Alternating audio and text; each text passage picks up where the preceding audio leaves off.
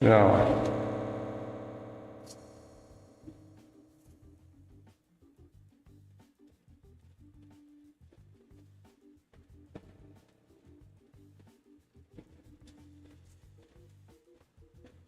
Rồi đây mình sẽ phóng to ra một chút đi.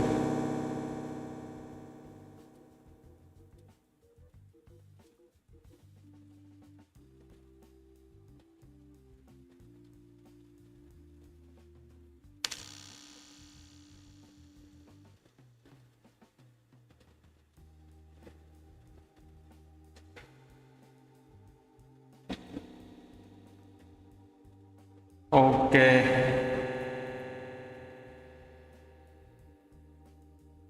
Rồi.